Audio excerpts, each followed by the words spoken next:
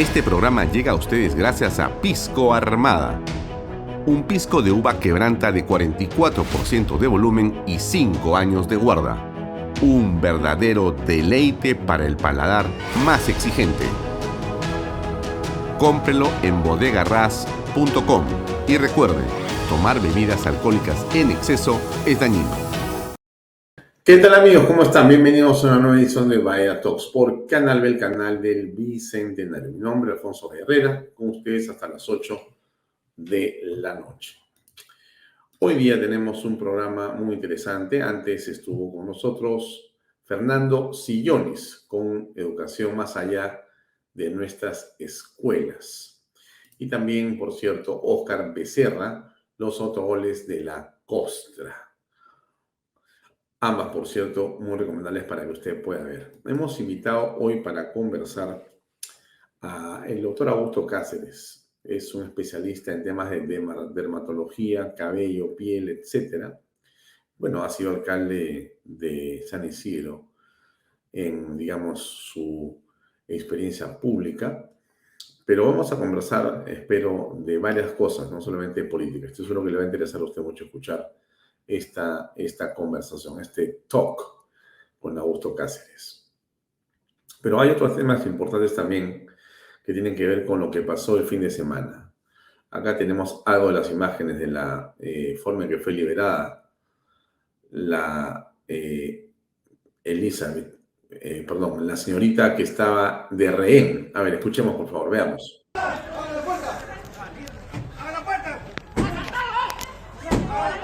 Por atrás, por atrás, por atrás, por atrás.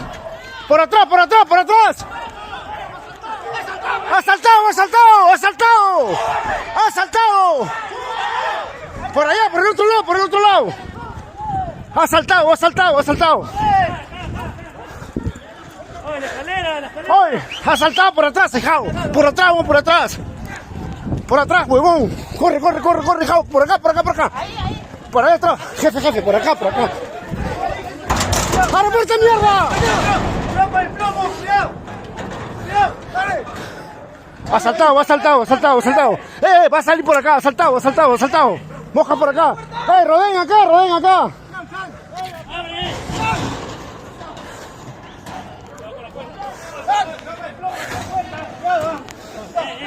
Abre, señor, abre, abre.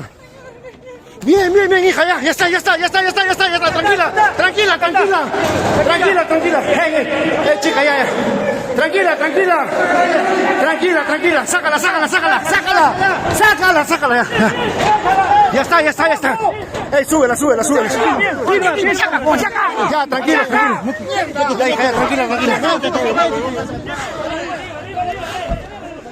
hija, tranquila, tranquila, ya, ya, que voltea acá, que voltea acá. Que voltea acá. Ya, desamárrala, desamárrala hoy. Hijo, desamárrala, prende la luz y desamárrala. Prende la luz, prende la luz. Prende la luz. Tranquila, prende la luz y desamárrala. Tranquila, que está la policía, tranquila. En efecto, luego de un operativo exitoso, esta empresaria de 32 años, de nombre Jacqueline Salazar, fue liberada después de 11 días de cautiverio. Ella fue secuestrada en Los Olivos el 13 de mayo. Este 25 de mayo fue liberada por la Policía Nacional del Perú en una operación que la liberó de sus captores sin mayores consecuencias para su salud. Acá tienen el momento en que se encuentra la policía con el padre de esta señorita.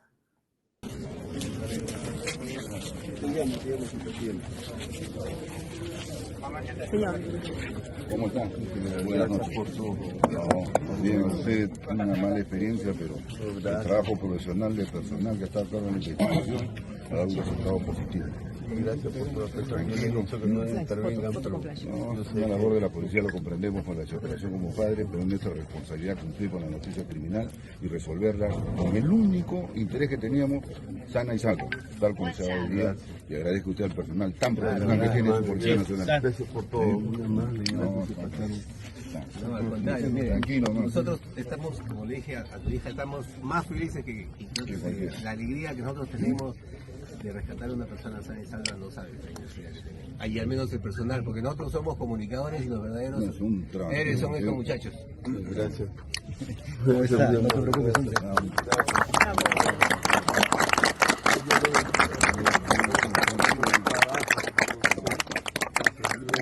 Está yendo el señor ministro que quiere ver ahí y creo que para ahí para poder hacer otras actividades que tenemos que cumplir. Y pido unos minutos más de espera.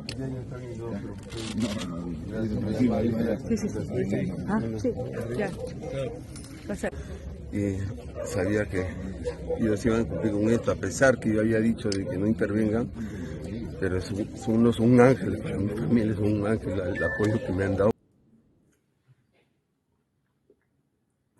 Bien, eso fue lo que sucedió el día sábado por la tarde.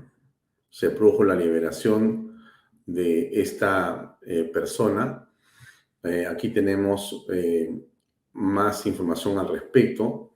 Ella fue ubicada en la avenida Velasco Alvarado, manzana ZA, lote 2, en Caraballo. Acá tenemos a la Policía Nacional. Nuestro creador. ¡Fuerte, señores! ¡Policía! ¡Ra! ¡Preco! ¡Ra! ¡Secuestro! ¡Ra!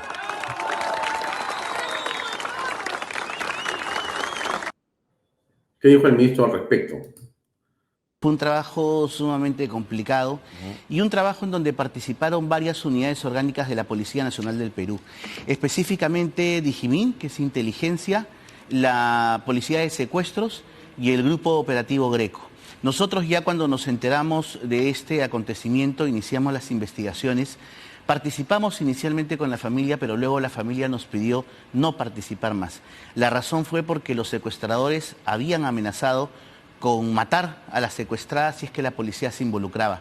Entonces tuvimos que tomar la decisión de hacer un trabajo silencioso y de comunicar a la prensa incluso que nosotros ya no estábamos participando. Pero la Una policía, especie de estrategia. Correcto, pero la policía tiene un trabajo de oficio constitucionalmente establecido que es la lucha contra la delincuencia. Entonces las capturas empezaron el día lunes. Eso, detienen a uno primero. Correcto, detenemos el día lunes a uno de los implicados en este secuestro, quien nos brinda inicialmente las primeras informaciones.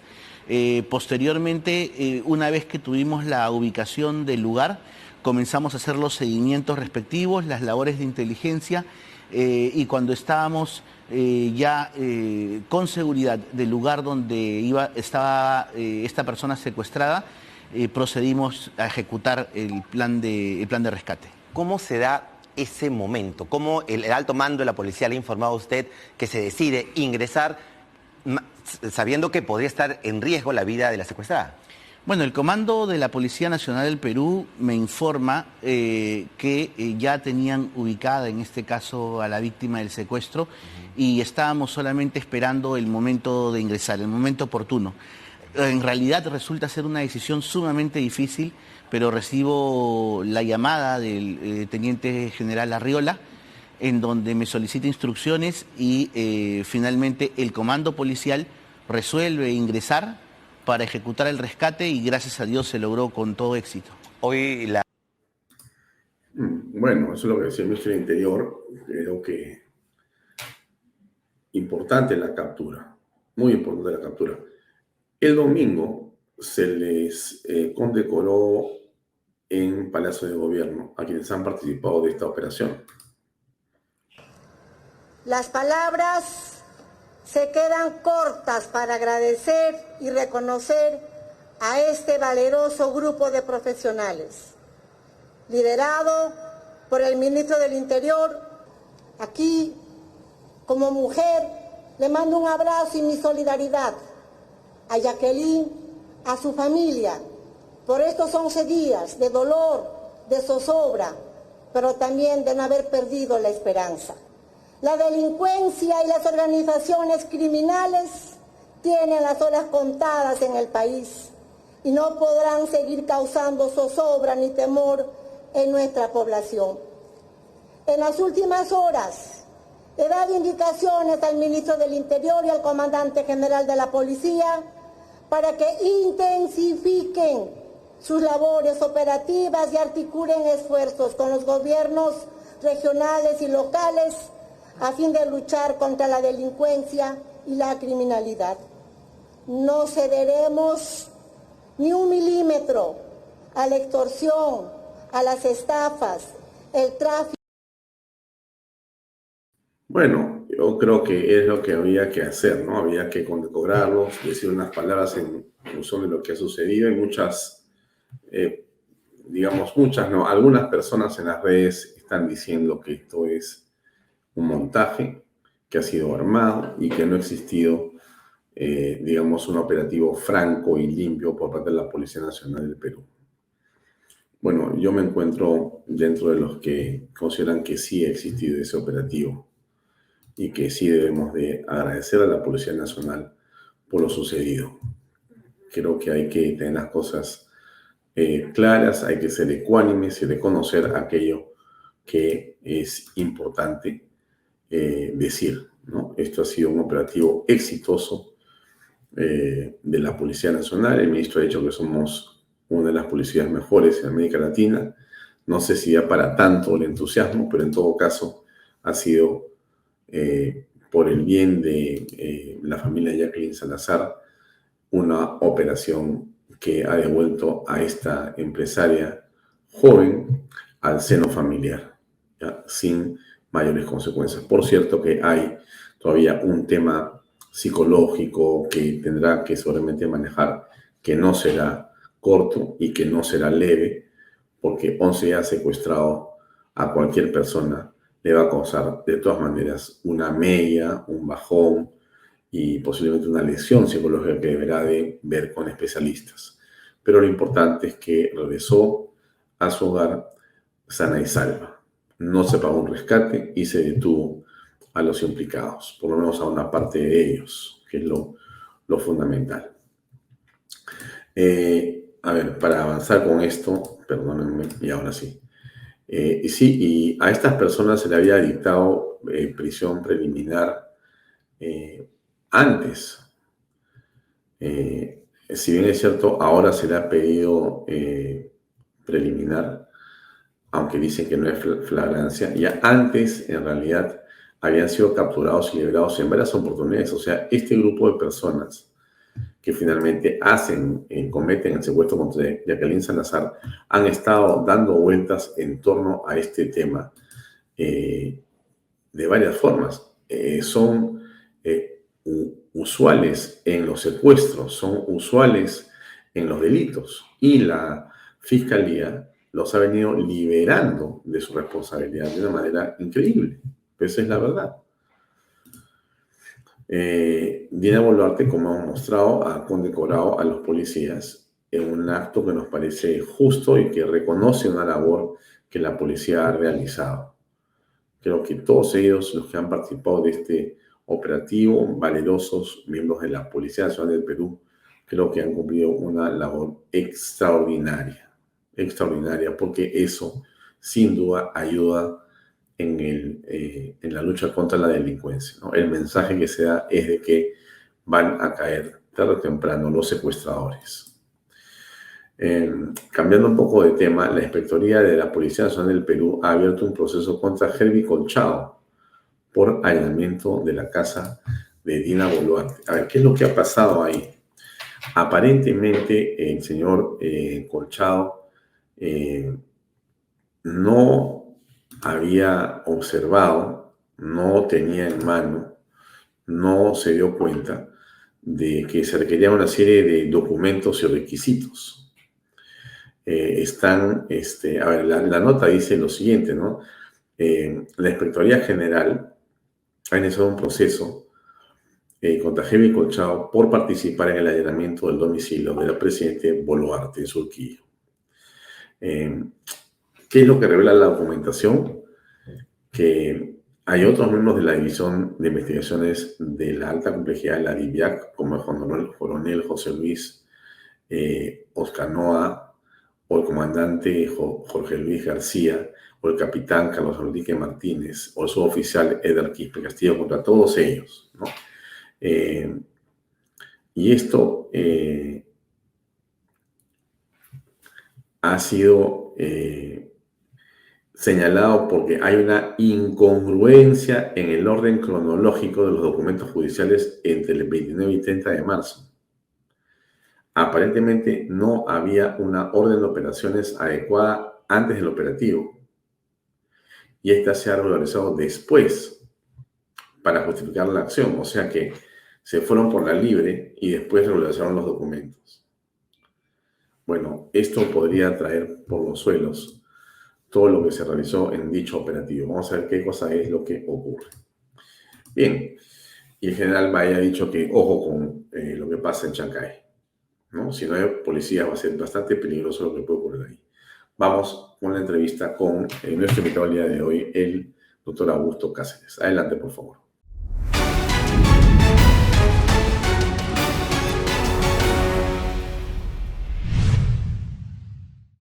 Bien, amigos, estamos con Augusto Cáceres, ex alcalde del distrito de San Isidro y es un militante de Acción Popular. Augusto, gracias por estar esta noche en Vaya Talks. ¿Cómo te va? ¿Qué tal, Alfonso? ¿Cómo estás? Un saludo para ti, también para todos los televidentes de Vaya Talks y para todos los televidentes de Canal B. Sí.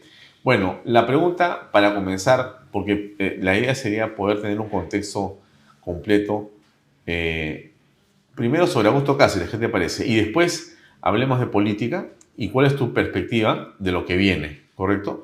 Pero alguna gente podría no conocerte plenamente, ¿no? Tú has sido un profesional, eres un médico especialista que tienes una amplia trayectoria en el campo en que te has desarrollado, pero después has incursionado en política activa. Exacto. ¿no? Y has tenido un cargo de elección popular, has sido elegido y has desempeñado tu cargo de alcalde de San Isidro. Y ahora has regresado a tus fueros privados profesionales. Para que la gente tenga un poco de la idea, ¿a qué te has dedicado tú? ¿Cuál es la labor profesional en la que eres especialista? Gracias, Alfonso. Sí, yo tengo 42 años de médico, de experiencia médica. Me he graduado hace 42 años, ¿no? Y yo he hecho una especialidad en medicina interna, también dermatología, y una maestría en medicina estética. Yo he caminado por la medicina en varias ramas y últimamente en la medicina estética desde hace más de 35 años. Esa medicina estética, ¿qué campos ha tocado o cómo se ha, digamos, construido tu experiencia? Mira, la medicina estética es una rama de la medicina muy interesante porque es la rama que ve la parte no solamente externa de la persona, sino cómo es que ella quiere verse ante los ojos de los demás. O sea, es una cosa muy interesante porque trata también y trabaja mucho lo que es la parte de antienvejecimiento, que no solamente tiene que ver con la parte estética, sino también con la parte orgánica. Nosotros tenemos una edad biológica y tenemos una edad orgánica. Es decir, hay muchas personas que tienen 50 años biológicamente, pero sus órganos se han deteriorado más y tienen más edad. O sea, te ves de 50, pero en realidad estás, mejor dicho, tienes 50, pero te ves como de 80. Así es, pero no solamente... Hay otros que tienen como 70 y se ven como 50. Exactamente. ¿Y eso de qué depende? Tiene que ver mucho con... ¿De la cirugía? No, tiene que ver mucho contigo, con tus hábitos de vida, con tus costumbres, con tu manera de haber abordado tu relación con el mundo. Es decir, cómo tú te enfrentas al mundo, de qué forma, de qué manera, cómo tú aceptas lo que te viene sucediendo y cómo tratas de modificar las situaciones adversas de tu vida y cómo esto afecta a tu parte espiritual y cómo esto se refleja en la parte orgánica. El ser humano es un todo, es una integridad biológica, es una integridad espiritual, es una integridad anímica, psicológica. Somos un todo que todo tiene una correlación, todo está integrado, entonces uno afecta al otro. Entonces las personas que, por ejemplo, han sufrido de muchas enfermedades, vamos a hablar específicamente de la parte biológica, aquellos que han sufrido de muchas enfermedades, sobre todo infectocontagiosas o de larga crónicas, pues tienden a envejecer más rápidamente que las personas que no las sufren. Y por eso es que es muy importante la prevención de la salud. Entonces, toda esta parte de la medicina que salió con la parte de las vacunas, ¿no?, que hoy en día son muy ponderadas por la parte científica y a veces satanizadas por la parte no científica, tiene que ver mucho con haber dejado de lado enfermedades, por ejemplo, como la viruela, que mató a miles de millones de personas. Pero yo te preguntaba por dos elementos adicionales que son bien interesantes y que ya creo que están de moda. Uno tiene que ver con la alimentación. O sea, la pregunta es, ¿cuánto pesa el tipo de alimentación en tu forma en que se te puede ver, correcto? Y lo otro es, ¿cuánto tiene que ver el deporte? ¿No? O sea, la alimentación por un lado, el deporte por otro lado. Y yo te preguntaría, el ambiente que te desenvuelves, ¿cuánto tiene que ver con, digamos, la imagen que proyectas de juventud o de persona mayor según tu edad? A ver, explícame un poco, porque tú eres un especialista en el tema, ¿no es cierto? Pero por supuesto. A ver, en esa parte biológica que te estaba comentando de las enfermedades, después está cómo tú puedes prevenir las enfermedades, ya no solamente con la parte de las vacunas, que eso son normalmente en la primera infancia, sino cómo después tú vas desarrollando tus capacidades defensivas, por ejemplo, con la alimentación. La alimentación es muy importante y para eso se requiere que uno tenga conocimiento exacto de qué cosas se debe de comer, cuáles son los nutrientes, y por eso las madres, que son las personas más ¿cercanas? No solamente cercanas, sino son las más sabias que existen, son las que diseñan la alimentación de los niños para hacerla esa alimentación valiosa para el futuro. Y ese futuro depende de las proteínas.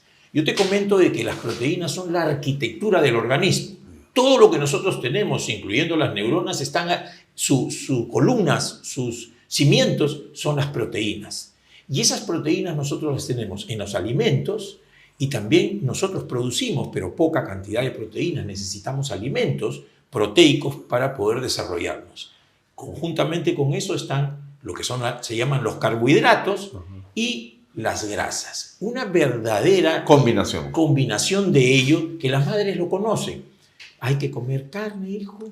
No hay que comer muchas harinas. Y las grasas tienen que ser pocas y adecuadas. Eso lo preparan todas las mamás y por eso que los alimentos que están proporcionados así desde la niñez dan la pauta de lo que después tú cómo vas a afrontar tu vida en cuanto a la alimentación. Pero, a ver, interesante lo que dices, pero hay un asunto que me llama la atención y que tú tienes que haberlo, digamos, advertido, ¿no? Corrígeme, por favor, si me equivoco con lo que voy a decir. Tengo la impresión, por ejemplo, que en ciertos países, no sé si es la dieta exactamente, pero a ver, veo a los japoneses más o menos delgados, veo a los chinos más o menos delgados, a los coreanos también. Por cierto, hay algunas personas que tienen obesidad, pero percibo en América Latina un poco más de obesos, ya un poco más de gorditos u obesos, más en los últimos, digamos, décadas. No sé, ¿tú cómo aprecias eso? Así como comentario, ¿vale la pena decir eso? ¿No? Claro, mira, el sobrepeso y la obesidad es actualmente una pandemia mundial. Es mundial. Es mundial. Que se ha incrementado por el COVID, seguramente. Quizás sí, pero viene en aumento desde hace 50 años. Nosotros ahora... Venimos subiendo de peso. Pero subiendo de manera exponencial. La cantidad de obesos que tenemos ahora es 75% más de lo que había hace 50 años. Y esto más en las economías industrializadas, ¿no? Donde se ha perdido un poco lo que es la comida en casa, donde se come afuera, donde se come rápido, donde se come... Entonces, todas esas cosas lo que hacen es desviarte de lo que es la alimentación adecuada para hacer que tú ganes poco a poco peso y que eso sea una causa de muerte. Te acorta entre 5 a 20 años tu prospecto de vida. O sea, la obesidad es una pandemia actual y en el Perú incluso en los niños. En otros países, Estados Unidos, el tema es mucho más serio y más grave, pero en el de nosotros también es más grave y nosotros programamos de que va a haber por lo menos un 50% de obesos al 2035. Y esos son, digamos, formas de vida. Es decir, me refiero a alimentación, deporte, falta de movilidad, en fin, malas costumbres de diversos tipos. ¿Qué es lo que lleva a ese, digamos, degeneración en la calidad de vida de las personas? Mira, la degeneración es completa, porque de alguna u otra manera todos los sistemas y organismos se dañan con la mala alimentación, ¿no? Algunos prefieren la alimentación más dada a lo que son las harinas, son más ricas, son más fáciles de digerir, pero todas esa alimentación te resta la capacidad de que tú puedas tener proteínas adecuadas para tu desarrollo, sobre todo cerebral, que es fundamental. Entonces nosotros tenemos, por ejemplo, en el Perú, gravemente, vamos a aumentar este año, probablemente pasemos y estemos cercanos al 50% de niños con anemia en el Perú dentro de un año, 2 años. Que es la otra cara del problema. Así es, niños menores de 3 años, ahora los tenemos con 45% de anemia. Y esa anemia significa, porque tú los ves a los niños, sí, pero está gordito, pero le tomas la muestra y tiene anemia. Y eso significa mal alimentación. Están pésimamente alimentados. Entonces... O sea, esos sí están llenos de carbohidratos y de azúcares. Exacto. Pero no están llenos de proteínas. Exactamente. No son proteicas, su alimentación no es proteica. Y mira, nosotros nacemos con una determinada cantidad de neuronas. Sí. Y en los 5 primeros años, esa cantidad de neuronas pasan a miles de millones de neuronas. Y eso de ahí, que no se haga en los 5 primeros años, es imposible de solucionar después. Ya no hay fórmula. Entonces, ese 45% de niños que tienen anemia, ahora, que están a los 3 años de edad, es imperativo que se modifique para que podamos llegar a los 5 años con una menor cantidad de niños que tengan anemia, porque si no va a ser muy difícil solucionar el problema, sobre todo cognitivo de las personas. Y ese es un tema que tiene que ser una política de Estado. Nada de lo que se haga va a funcionar si no revertimos ese problema.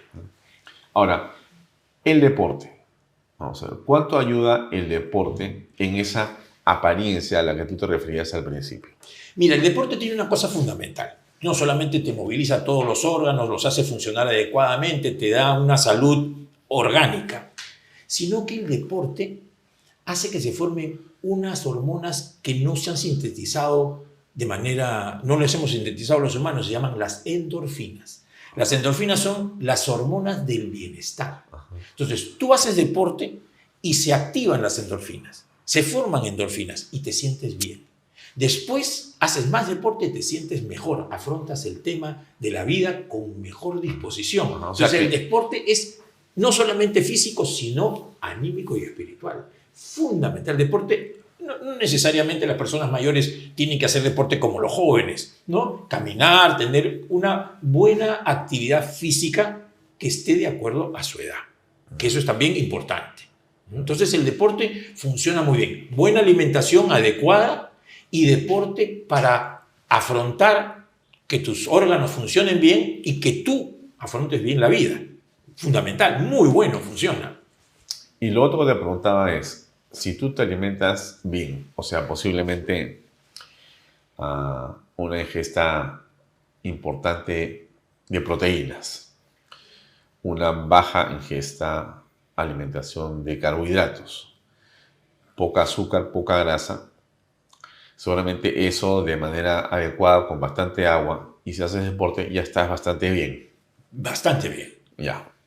Y yo te preguntaba, ¿y cómo juega el ambiente en el que tú te desempeñas o te mueves? Porque, ok, yo puedo tener una estupenda dieta, puedo hacer 1 hora de deporte al día y llego, no sé, o en una casa, o en un hogar, o un ambiente familiar complicado, o en un trabajo donde existe pues una tensión o un enfrentamiento por diversas circunstancias. No porque estés peleado con el jefe, sino porque las metas no se consiguen o el estrés que es propio de una actividad laboral.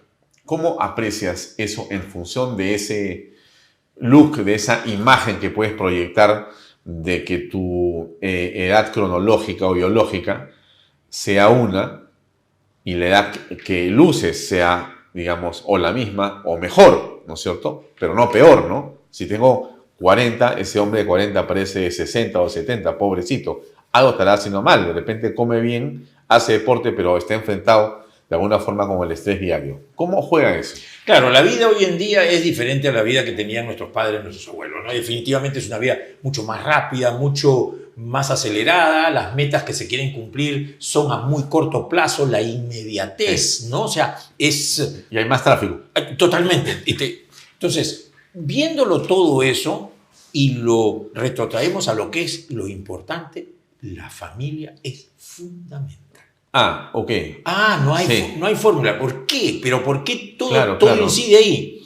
Porque la familia te crea una estructura tal que te permite los padres transmitirte todo lo que ellos han podido hacer adecuadamente para darte la seguridad en tu vida de que vas a hacer las cosas cuando te toque mejor que tus padres. Entonces, ahí la familia, el núcleo familiar, la solidez de la familia en valores, en principios, hace que tú crezcas con una visión adecuada de la vida, en la cual te has preparado que cuando tengas 40 años y venga el jefe y te presione, tú puedas tolerar adecuadamente esa presión, puedas racionalizarla y decidir si afrontas la presión o cambias, pero de alguna manera que no te afecte tu salud mental.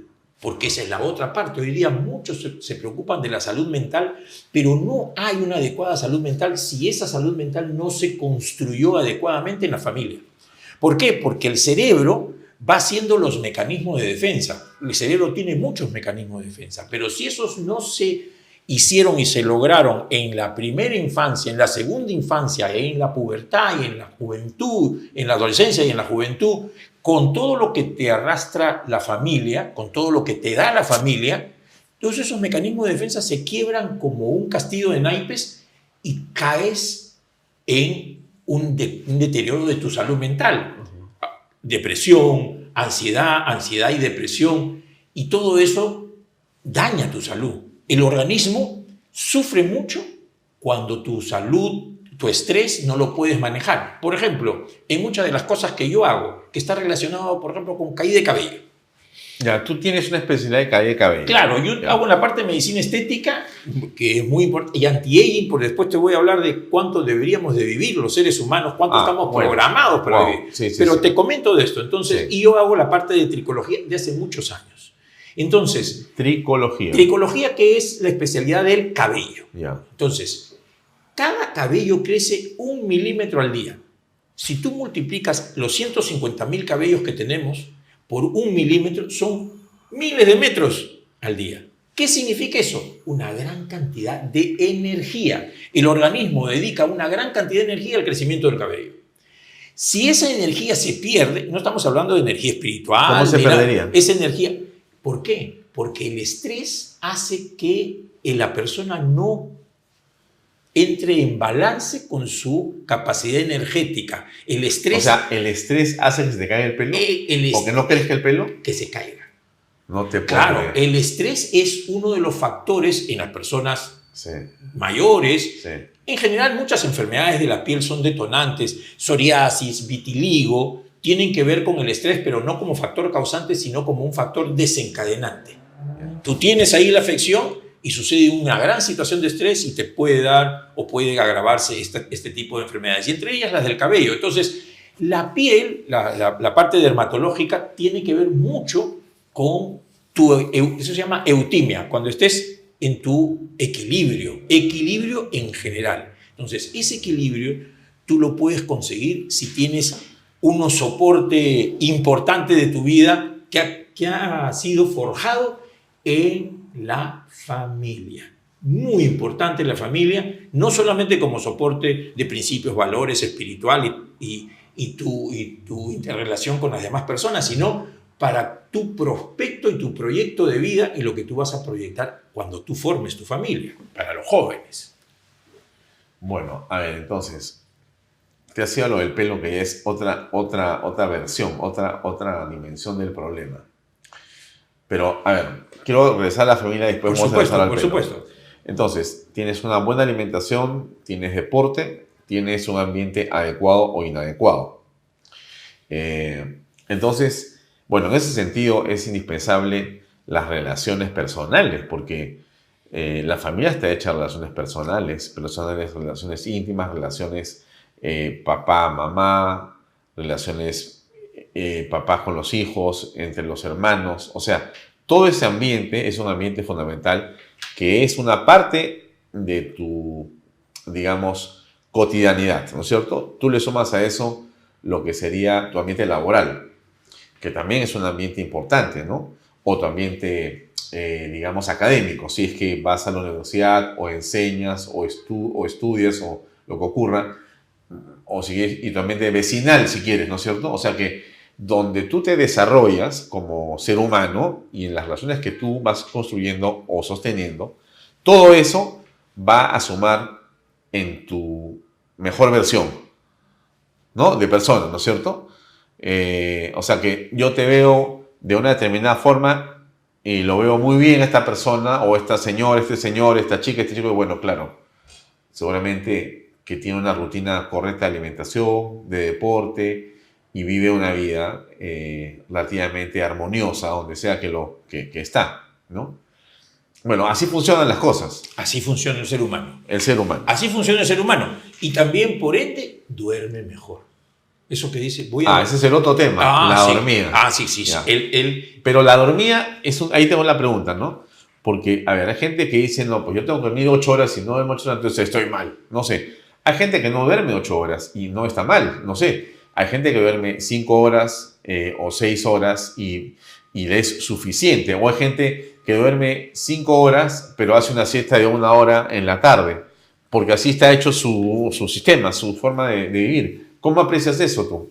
Mira, cuando uno duerme, o cuando los niños duermen, cuando los bebés duermen, sí, ¿no? se multiplica la formación de neuronas. O sea, cuanto más duermen los niños, los bebés, los recién nacidos, más multiplicación de neuronas hay. Ajá. Vamos a llevarlo esto a las personas que ya no son niñas. Adultas. Cuando mejor duermes, cuanto más duermes adecuadamente, tus neuronas descansan mejor. Afrontas mejor lo que viene después. Entonces, se ha establecido que los ciclos de sueño de 8 horas es porque hay diversos ciclos de sueños. El sueño REM, el sueño no REM. No vamos a hacer una explicación, pero lo que se ha estructurado científicamente es que las 8 horas te permiten un descanso tal que tus neuronas están absolutamente recargadas para poder afrontar lo que viene después. Hay personas que duermen menos, claro, porque cuanto más adultos vamos siendo, menos vamos durmiendo, ¿no? Y eso no tiene un adulto mayor, por ejemplo, puede dormir entre 5 y 7 horas. Normal, y ahí hace todas sus funciones sin ningún problema. Otras personas que duerman menos, ¿no? Hay personas que dicen, yo con 3 horas duermo menos, duermo bien, ¿no? Duermo 3 horas y duermo bien. 3 horas profundas, ya estoy 3 horas profundas ya estoy bien. Pero vamos a ver entonces cuál va a ser su calidad de vida a futuro. Claro. Como te comentaba, los seres humanos estamos programados porque tenemos en los genes unas partes que se llaman los telómeros. Estamos programados para vivir 120 años. Esa es la O sea, programación. tu software, tu hardware te da para 120. De todos, el tuyo, el ya. mío, el de Claro, todos. o sea que con mi super alimentación, mi super deporte, viviendo en armonía, todo cañón, puedo llegar a acariciar 110, 120, más o menos. Ese es el proyecto. El software de hardware está hecho para eso. Pero nosotros, a lo mucho. No, claro, a 120 años como promedio, ¿eh? Ojo. Promedio. No es como mucho. O sea, ¿más de 120? Sí, o se menos puede 120, llegar pero en más. En el futuro. Ya. Cuando los seres humanos logremos hacer que las condiciones de vida estén también, lo que tú decías, ese ambiente esté también en equilibrio con nosotros. Ya. Entonces, ¿por qué? Porque hemos ido mejorando el promedio de vida en 1945 era de 45 años. Claro. Y el promedio de vida hoy día en las ciudades, en los países más desarrollados, está al nivel de los varones 80 y de las mujeres 85. Correcto. ¿No es cierto? Nosotros todavía estamos entre 70 y 74.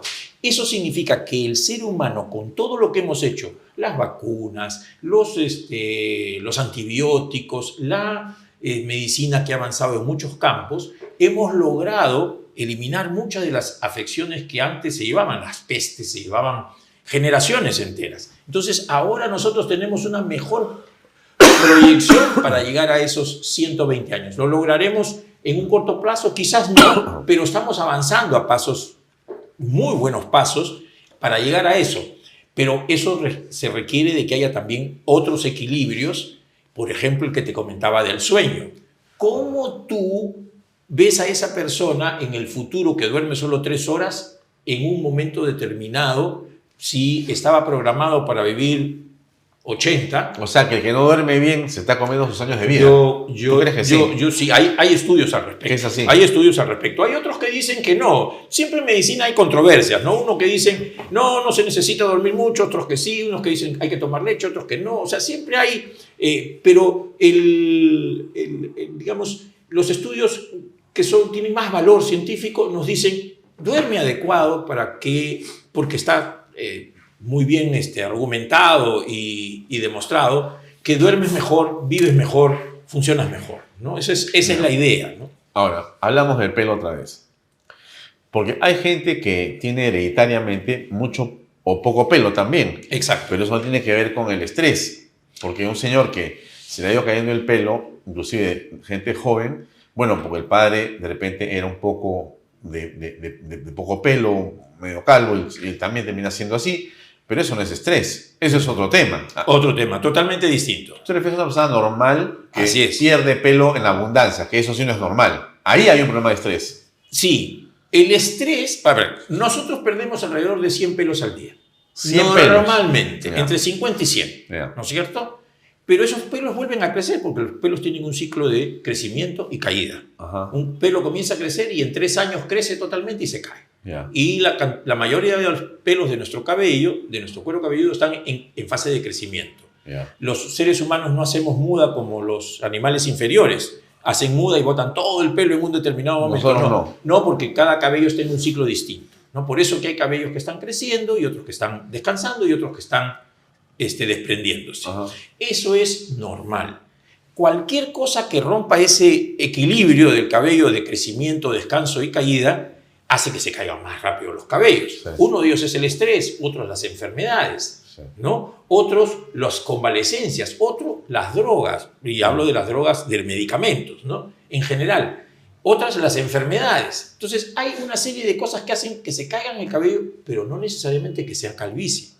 O sea, se cae el cabello, la persona se recupera del proceso y el cabello vuelve a crecer. Por ejemplo, en las mamás que dan a luz, el posembarazo, hay una afección en que se les cae mucho el cabello a un grupo grande de ellas que se llama efluvio telógeno. Entonces, esos cabellos caen porque hay un disturbio hormonal. Las hormonas de la placenta caen y las otras hormonas que habían estado inhibidas se vuelven a activar. Entonces, los cabellos se dejan de crecer, crecen menos, se caen, pero después que se recupera el equilibrio, vuelven a crecer otra vez. O sea, el ser humano es tan noble que puedes vivir con un pulmón, puedes vivir con un riñón, ¿no? O sea, el ser humano está hecho para resistir grandes circunstancias, terribles circunstancias, sí. ¿No? Puede vivir sin amígdalas, puede vivir sin apéndice, puede vivir sin vaso. O sea, el ser humano, Dios nos hizo de tal manera que nos dio la posibilidad de soportar muchas cosas, ¿no? O sea, esta máquina increíble que solamente la pudo hacer alguien como Dios, nos permite afrontar este mundo en diversas circunstancias. Pero hay otras circunstancias, como por ejemplo los que tienen la calvicie hereditaria, que sí viene por la herencia. Yeah. Entonces, esas son otras circunstancias que se abordan de diferente manera. Pero tú en tu clínica ayudas a que la gente recupere el cabello. Sí, nosotros tratamos... O sea, hombres o mujeres que pierden pelo. Sí. Y comienzan a verse entradas o huecos y la gente se preocupa mucho.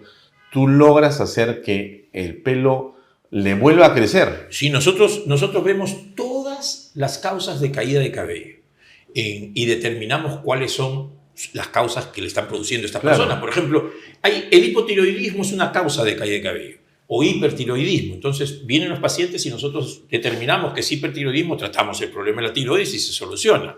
En otros casos son problemas del cabello, en otros casos son problemas hereditarios. Nosotros hemos desarrollado toda una ciencia al respecto, en donde tenemos tratamientos para detener la caída, mejorar el crecimiento y fortalecer los cabellos. Entonces tenemos una serie de terapias, afortunadamente en la ciencia hay ahora una serie de terapias que nos permiten, incluyendo el implante de cabello, para aquellos que tienen la posibilidad de tener cabellos que trasplantarse también. O sea, vamos a ver, ¿cómo se arregla el problema? Uno puede ser, o sea, cuando ya entras tú a actuar, uno puede ser cremas, champús, masajes, implantaciones, todo eso es. Así es, hay una serie de medicación, o sea, ahora, desde hace ya unos 30 años atrás, se han desarrollado una serie de medicamentos, ¿no? Que pueden ser por vía oral o por vía local, también, o se aplican mediante un sistema que se llama mesoterapia, en la cual tú le das esa terapia al paciente y el paciente detiene su caída y mejora su crecimiento,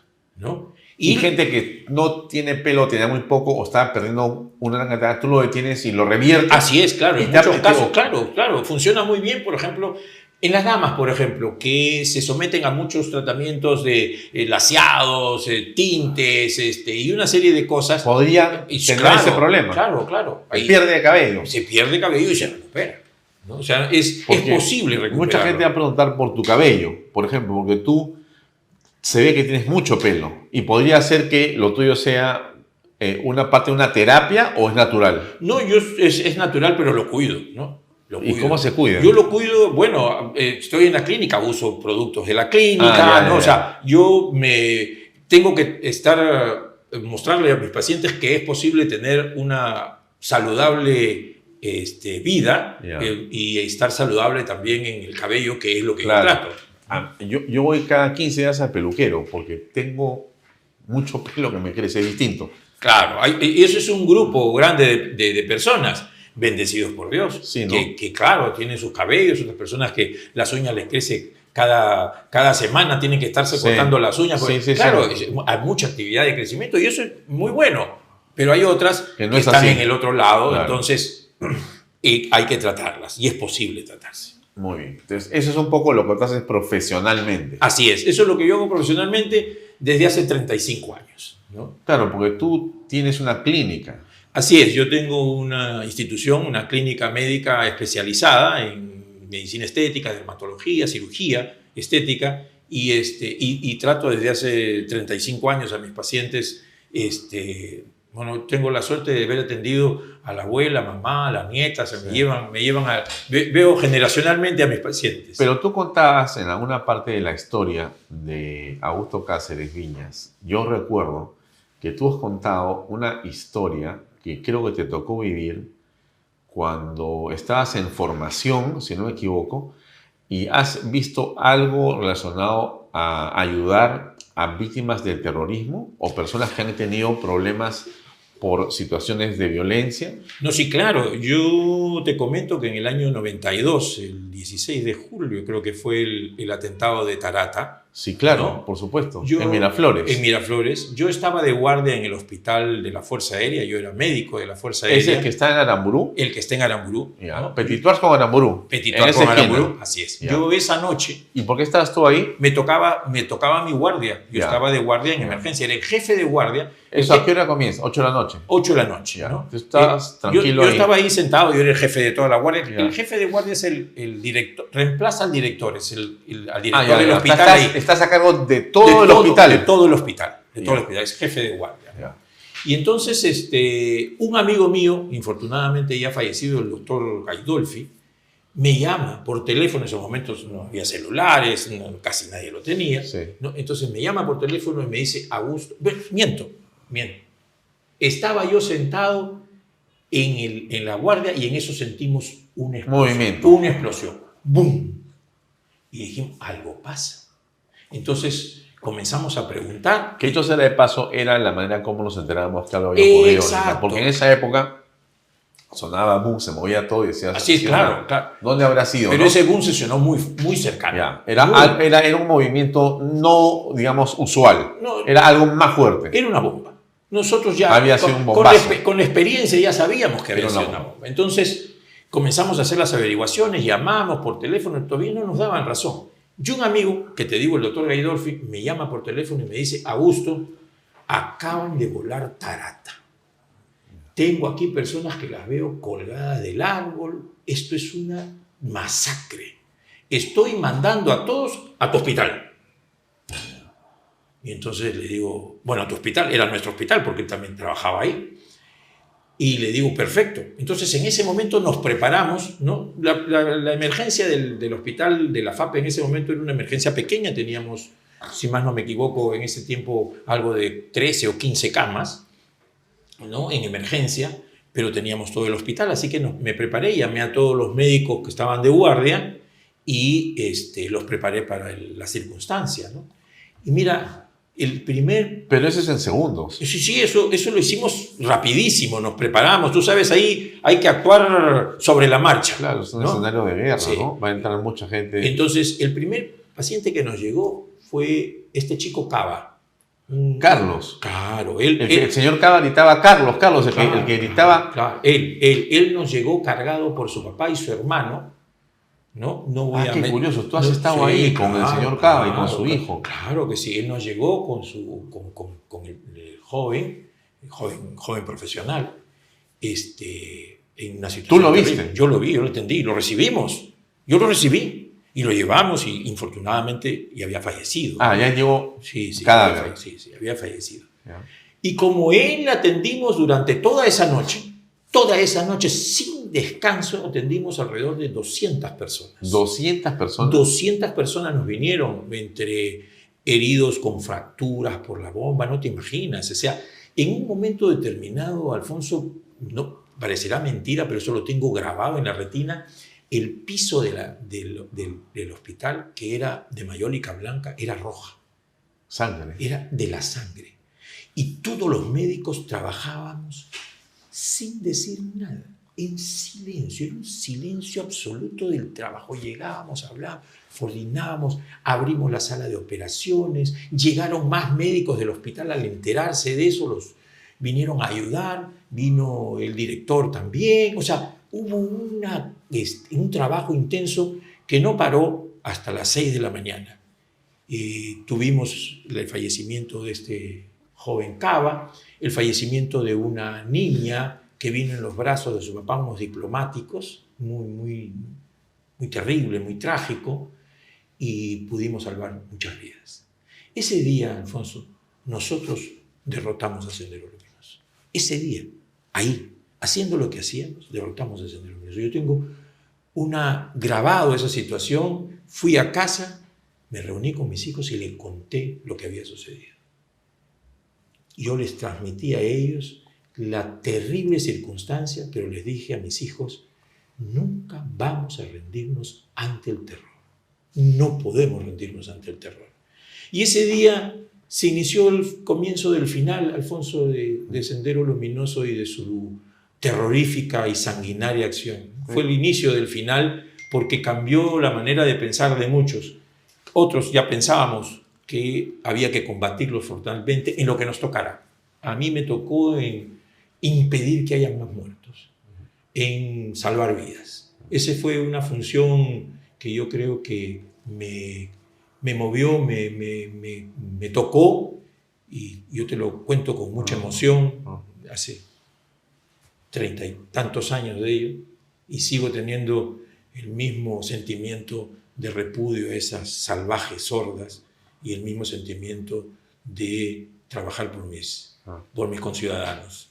Porque hasta ese momento había una poca, digamos, conciencia sobre la gravedad, el peligro que significaba Sendero Luminoso en la capital, ¿no? Habían, por cierto, bombas en diferentes lugares, pero no existía claramente una posición mayoritaria, por lo menos daba la impresión, ¿no? Alguna gente relativizaba el tema. Sendero es uno de los, digamos, organizaciones terroristas más sanguinarias del mundo, ¿no? En realidad son criminales, son las bestias que utilizaban el terror y el chantaje, por cierto, después vinculados al narcotráfico, pero estaban absolutamente premonidos de armas y bombas, y los objetivos eran indefensos, cuando no miembros de las Fuerzas Armadas y Policía Nacional, ¿no? Realmente fue un enfrentamiento tremendo que tuvimos los peruanos contra estos grupos de delincuentes miserables terroristas, ¿no? Pero eso fue, quizá por ahí entraremos a la política ahora, ¿no? Ese fue un momento muy interesante, ¿no? Momento interesante, trágico, triste. Coincido contigo en la emoción que sientes por lo sucedido con el señor Cava, su familia y otras personas que fallecieron ahí o quedaron mutiladas, la gente que perdió todo lo que tenía. Y fue un momento en el cual la sociedad como que tuvo un golpe, ¿no? Fue como un remesón. Y mucha gente dijo, bueno, esto tiene que cambiar. Y coincido contigo, comenzó a perder Sendero Luminoso. ¿Cómo desde ese momento hasta la fecha, ¿no? ¿Qué ha pasado en el Perú, ¿no? ¿Por qué después de... Esto fue en el año 92. 92, ¿no es cierto? Fue el año 92. Ok, han pasado 32 años. 32 años. Después de más de 3 décadas, derrotado en parte Sendero Luminoso, también el MRTA, en parte digo porque tiene las expresiones de Movadef y CONARE, SUTEP y demás, ¿no? ¿Por qué no hemos logrado cambiar completamente la realidad del país? Siendo eso claramente como un llamado de atención, ¿no? Por llamarlo metafórica o figurativamente, ¿no? ¿Qué parte no hemos comprendido los peruanos? ¿Qué lección no aprendimos? Cuando tú dices la sangre estaba en el suelo y todos actuábamos con silencio, estás diciendo aquí había un común denominador que era la muerte y había otro común denominador que era la solidaridad. Pero también entiendo yo el deber, ¿no es cierto? Y creo que es más allá del deber, ¿no? Porque no es solamente lo que tenías que hacer, sino el ejemplo que estabas dando. En cada trabajo que estabas haciendo, imagino que había una derrota Sendero. En cada vida que salvabas, le quitabas una vida al terrorismo. Así es. ¿No es cierto? O sea, le ibas robando, entre comillas, el éxito a estas personas, a estos miserables asesinos, y lo ibas trayendo para la sociedad, para el país, ¿no? Para el Estado, para nuestra patria. Bueno, pero ok, entonces toda esa gesta que muchos han hecho, porque tú como médico has sido uno de los que ha estado participando en esto, pero ha estado la policía y Sendero y el grupo especial del GEIN y demás, todo lo que hemos conocido de la lucha contra estas huestes miserables. Pasan los años y hoy hemos elegido como presidente hace muy poco a un hombre que en la práctica, ¿no es cierto?, ha regresado a Sendero Luminoso a Palacio de Gobierno. O sea, las huestes criminales, miserables, terroristas, sanguinarias, demenciales, en esta guerra contra el Estado peruano, regresaron por la vía democrática. ¿Qué reflexión te suscita eso para comenzar a hablar de política? Mira, yo creo, Alfonso, que como diría Santiago Zavala, ahí mirando la avenida Tacna, según Mario Vargas Llosa en conversación en la catedral, la pregunta es que todos nos podemos hacer, es decir, ¿en qué momento se había jodido el Perú? ¿No? Es una respuesta, y eso requiere de una capacidad de reflexión muy intensa. Estuve leyendo hace poco que en el 2017, a raíz de los 81 años de Vargas Llosa, me preguntaron a una serie de personajes relacionados con las letras, muchos de ellos, para ver si respondían la pregunta, ¿no? Cada quien tuvo una respuesta diferente, ¿no? Pero yo creo que el Perú venía con una falla de un tiempo atrás. Y esta falla quizás no la podamos situar sino en 1963. En 1963, Alfonso, se decide que la educación, y aquí yo voy a permitirme ser políticamente incorrecto, se decide que la educación iba a ser gratuita para todo el mundo. Educación gratuita, primaria y secundaria, y se necesitaba que vayan muchos niños a la escuela.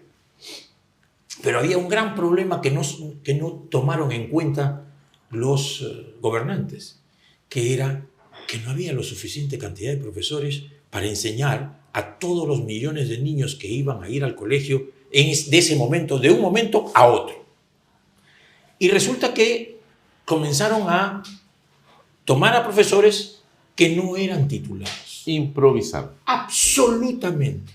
Miles de profesores improvisados entraron el 63 en adelante a enseñarle a nuestros niños. Y en el año 72, esos miles de profesores improvisados, ya con el gobierno militar, formaron su sindicato único de trabajadores de la educación peruana, el SUTEP. Por ahí se empezó a joder el Perú, mi querido Alfonso. O sea, que esos niños del 63, 65, hoy ya tienen 60 años.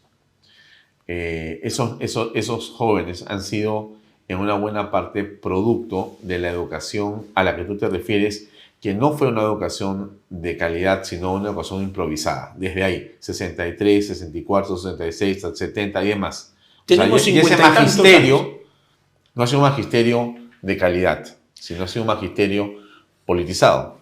Totalmente. Y siguió siendo improvisado, Alfonso, porque lo que se hizo después fue formar escuelas normales nocturnas.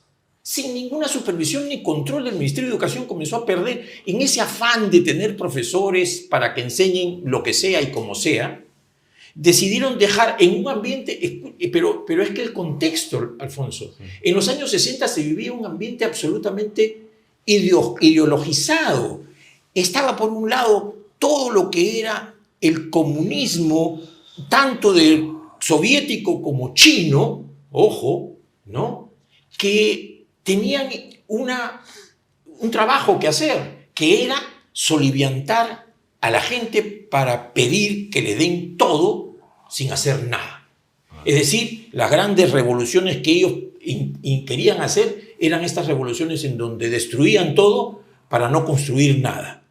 Entonces, estas personas comenzaron a ideologizar al magisterio. El SUTEP estuvo y está desde hace 52 años en manos del Partido Comunista Patria Roja, que hoy parece que es más tranquilito que todos, pero sigue siendo el Partido Comunista Patria Roja, porque el Sindicato Único de Trabajadores de la Educación Peruana tiene un precepto inicial que es clasista. Es la lucha de clases, es marxista. Y eso ha llevado a que se distorsione la educación de nuestros niños. De la mayoría de nuestros niños. Entonces ahora tenemos nosotros personas que están distorsionadas en la realidad, y ahí tenemos al profesor Pedro Castillo, un profesor clasista que él decía que no era comunista, pero decía que sí era clasista. Es decir, la falsedad entera con otro profesor más, el señor Maraví, que había participado en acciones terroristas que fueron gobierno. Es decir, se logró el propósito a vista y paciencia de todos.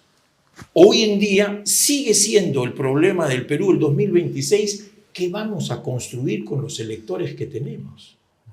Ese es el gran problema, Alfonso. O sea, que tú ves en la educación, o sea, que lo que estamos viendo ahora en realidad no es un problema, sino es el efecto de algo que se hizo mal desde hace varias décadas. Sí, definitivamente. Definitivamente. Hoy en día... Y que el régimen de Velasco, los 2 años de dictadura, aún incentivaron mucho más. Pero totalmente. Ellos autorizaron el sindicato.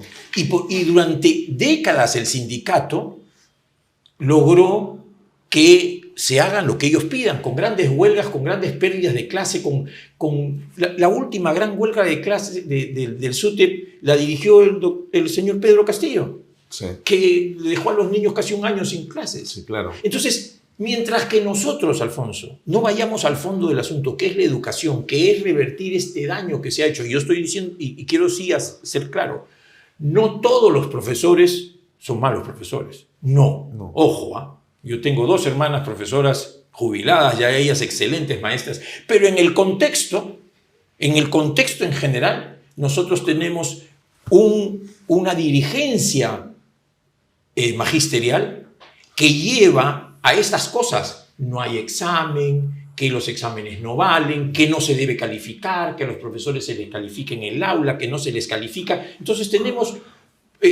intentos de hacer la meritocracia en el magisterio casi sin hacerse. Los últimos intentos fueron, precisamente el último intento de una buena reforma educativa fue en el gobierno, en el segundo gobierno de Alan García, con el ministro Chang, que después fue revertido por Humala. Y entonces de ahí se ha vuelto a tomar este tema de que no podemos salir del pozo profundo que estamos en la parte educativa, porque no lo digo yo, el 80% de nuestros niños no saben leer, no entienden lo que leen y no pueden razonar adecuadamente porque el déficit en lo que es la parte de lectura, lectoescritura y en la parte de razonamiento matemático es fortísimo y es evidente entre los niños de segundo de primaria y en segundo año y media que se hacen las pruebas. Entonces, eso de ahí es gravísimo. Entonces, mala educación, déjame decirlo así, y mala alimentación, te van a posiblemente generar malos electores. Claro, tenemos malos electores por eso. Porque votan de una manera inadecuada o sin la capacidad de análisis suficiente porque no lo pueden hacer. Exacto. Nosotros los seres humanos tenemos 2 niveles. La parte emocional y la parte racional. Ajá. El cerebro paleolítico, nuestros antepasados, y después viene la neocorteza. Tenemos la sustancia gris y la sustancia blanca. Cuando la razón no es capaz de manejar las circunstancias, entra la emoción. Entonces, la emoción, la parte emocional, que descarta la parte racional, hace que votes por el profesor Castillo. Hace que no te pase nada con la posibilidad de que el señor Humala pueda ser presidente del 2026. Claro, pero las campañas son pues emocionales, no son racionales. El que hace racional nunca va a ganar. Yo tengo el mejor plan de gobierno, eso no importa. Pero eres el más simpático, eso importa. Eres el que se identifica con la gente, eso importa. Yo tengo la mejor formación profesional, eso no interesa. Yo soy el que más me parezco a todos ellos en mi, digamos, biotipo, eso sí importa. Hablas mejor que todos, hablo peor que todos, de repente eso es lo que te identifica con ellos, ¿no es cierto? Con los electores, el que habla peor, no el que habla mejor. Entonces es bien complejo el voto. No, claro, es complejo. Pucha que... No, pero ahí viene el otro lado, la otra cara de la medalla. ¿Cuál? Que significan los liderazgos. Si nosotros recordamos, porque tú no, yo sí, líderes Víctor Raúl Aya de la Torre, Luis Fernando Bedoya Balaúnde Reyes. Terry, estamos con Luis Luis Bedoya Bedoya Reyes, Reyes, hasta Frejolito. Alfonso Barrantes Lincán. Sí, claro. ¿No? Unos a la centro izquierda, Claro. otros a la centro derecha y otros a la izquierda. Sí. Centro derecha, centro izquierda. Ya estaban ahí los liderazgos. Pero ellos salen mueren, ¿no? Y entramos en una anomia total. Sí. No hay liderazgos después de ellos, no hay liderazgos, Alfonso, excepto Alan García, ¿no?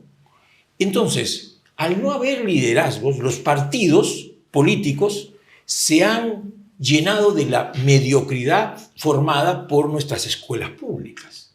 Entonces, nosotros... O sea, estos del 60, 65, 70 que tú te refieres, que son formados, educados básicamente por este nuevo magisterio, es el tipo de personas que hoy estamos apreciando entre los 40, 50, 60 años o más que están en la esfera pública o en la esfera electoral. Exacto. Ya. Entonces, ese es un tema, porque es cierto lo que tú dices, siempre en una votación hay una parte emocional, totalmente de acuerdo, pero también hay una parte racional.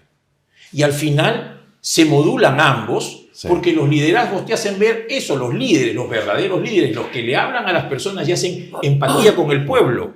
Y ese es un tema, por ejemplo, el otro día vi de casualidad un video donde los hermanos Yaipén, el Grupo 5, celebraban sus 50 años. En el Estadio Nacional de San Marcos. En el Estadio de San Marcos. Una cosa espectacular. Lleno total, sí, claro. 3 fechas, sí, 100.000 personas, sí, que habían pagado su dinero por ir a ver a los hermanos Yaipén. Todo se vendió. Un liderazgo musical importante, loable y destacable. Eso no lo hay en la política. O sea, no hemos logrado los peruanos... Pero ahora te voy a decir que estás equivocado. A ver... Porque yo he visto los mítines de Pedro Castillo en Puno y creo que en Andahuaylas, absolutamente más que los hermanos de Yaipén. En la última elección, el 21, las imágenes no te van a dejar mentir, no eran Photoshop. Claro, yo estoy totalmente de acuerdo contigo, pero lo que te digo, no hemos jalado el liderazgo de los hermanos Yaipén, que son músicos profesionales, que tocan bien, que cantan bien, que tienen canciones exitosas, ¿no? A la política. Y por eso es que tenemos un líder, o un pseudo líder, que era, o que iba a ser líder este señor Castillo, que era un mamarracho como persona y como político, que jalaba pura parte emocional. Pero te puedo decir que también estás equivocado. Porque te puedo decir, lo que pasa es que tú no entiendes, te van a decir, que existe un enfrentamiento entre Lima y la provincia, entre el centro y el sur, o el norte, si quieres, o el norte. O sea que aquí se vota contra Lima. Se vota contra Lima porque existe, bueno, una sensación de olvido en las regiones del sur del Perú y también en el norte, en otras partes, ¿sabes? Porque los que hemos viajado por el país encontramos que no sucede nada. Es decir, no hay una gran transformación en provincia, no hay un gran grupo de líderes que se formen allá. No ocurre casi nada en provincias. La provincia está paralizada. Lima tiene problemas de parálisis en muchos sectores, en muchas de las carteras ministeriales. En la provincia se aprecia claramente el efecto de esto, ¿no? No pasa nada, ¿no? Tú te vas. Quizás lo mejor que puedas encontrar es una parte de Arequipa, una parte de Trujillo, de repente por ahí Ica, ¿no? Algo así, pero tú vas a la provincia, al sur, y vas a encontrar bastantes carencias, y entonces hay un enfrentamiento que, claro, la primera parte es efectivamente educativa, ¿no? No niego que exista ese trasfondo, pero la verdad es que hay algo más que eso, ¿no? Hay una molestia, yo percibo que hay una molestia, y me parece que no hay una comprensión cabal de lo que necesitan muchas partes del Perú. Y creo que el centralismo que tenemos es muy negativo y no se está resolviendo.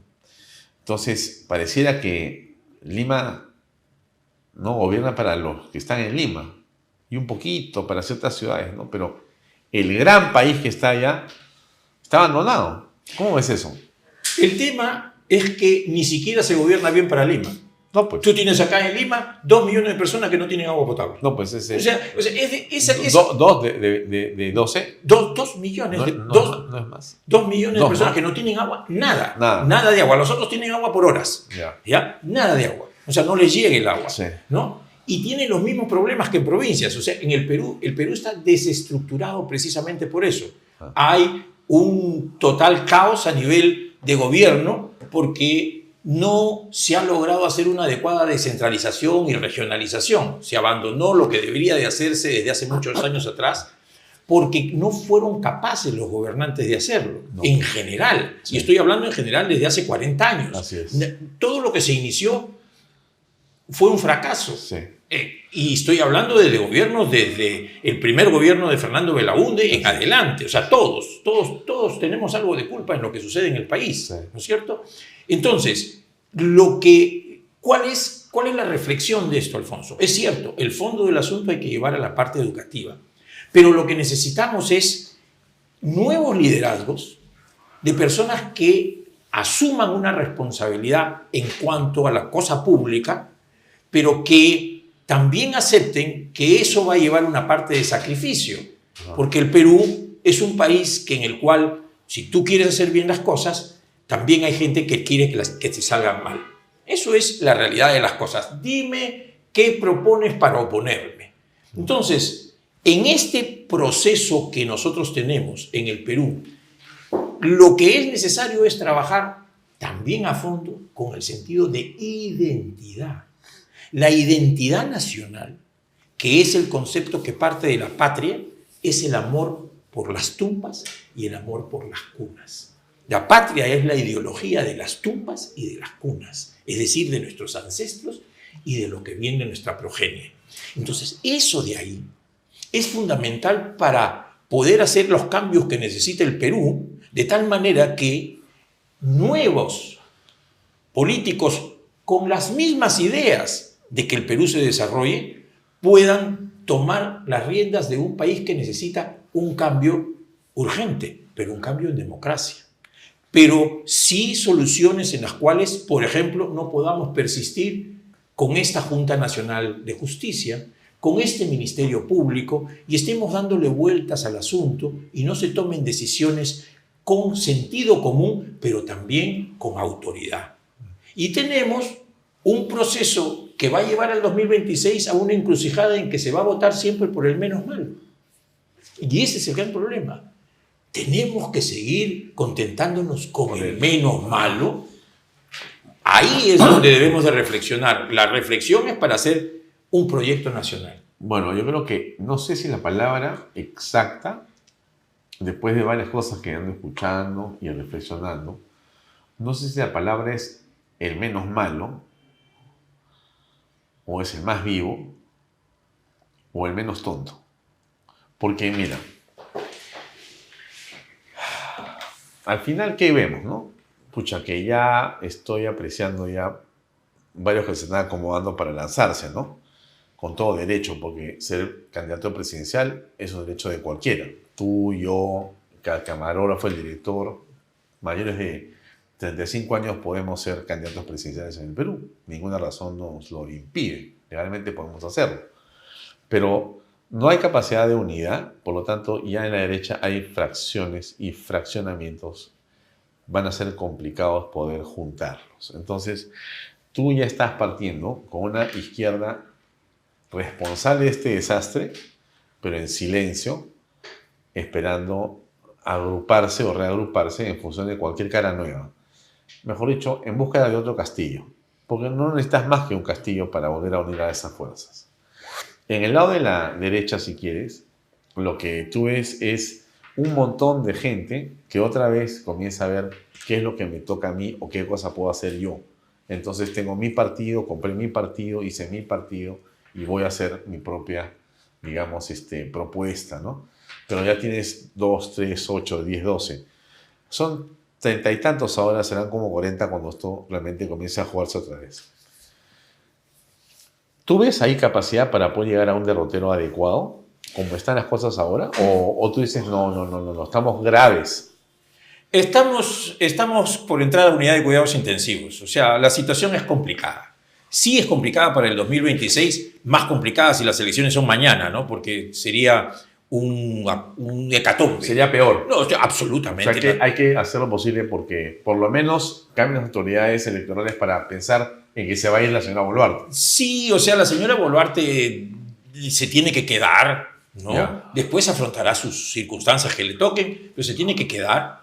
Pero tenemos que hacer también una seria reflexión de cómo es que los grupos antidemocráticos, y ahí se han juntado varios, los progres, los no progres, los caviares, no caviares, ahí se han juntado muchos, y son absolutamente antidemocráticos. Lo que quieren es destruir el débil sistema democrático que tenemos. Lo quieren destruir, sin ninguna duda. ¿Para qué? Para que, ¿cuál es la aspiración del marxismo? Que haya la dictadura de alguien, del proletariado, una dictadura totalitaria. Tenemos a Ortega en Nicaragua, tenemos a Maduro en Venezuela, Petro es su aspiración en Colombia, no lo puede, pero ya tenemos... ¿Pero no son democráticos estos grupos? Ninguno, absolutamente ninguno. Hablan de la democracia. Participan en democracia. Participan. Tienen ONGs que hablan de democracia. Pero claro, pero son antidemocráticos, porque para ellos solo su pensamiento vale. Yeah. Para ellos su verdad vale, no la tuya. Y te descalifican, no solamente te descalifican, sino te quieren destruir. Y te calumnian o te vienen a meter preso como sea. Pero por supuesto, entonces son absolutamente antidemocráticos. La democracia significa que tú respetas a las personas, respetas sus ideas, sus acciones, siempre y cuando estén marcadas dentro de la ley. Son absolutamente antidemocráticos. Entonces, ¿ellos por qué? Porque son totalitarios. Y ese totalitarismo, que es una acción perversa, también es el llevar el tema del marxismo en la agudización de las contradicciones. Entonces, lo que ellos quieren, porque la agudización de las contradicciones, Alfonso, como tú bien lo sabes y también todos, no es que nosotros nos peleamos con los comunistas, no. Los marxistas hacen que se peleen entre los que creen en la democracia y entre los otros, para ellos después sacar rédito. Lo hizo Mao dejando que Chiang Kai-shek se pelee con todos los demás para después ellos tomar el poder. O sea, esto ya es, y es lo que pretendió hacer Abimael Guzmán, un pro-chino total.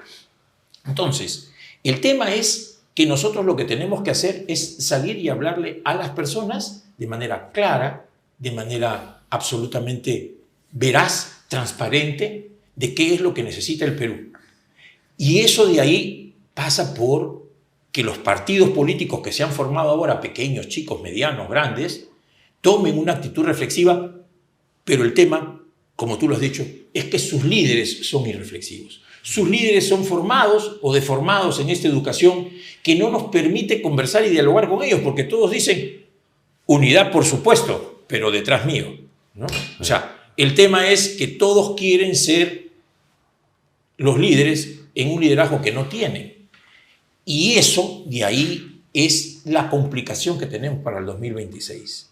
Pero si lográramos hacer el 2026 por lo menos una unidad en el Parlamento, nos permitiría sostener las fuerzas democráticas todos los embates antidemocráticos que hoy en día existen.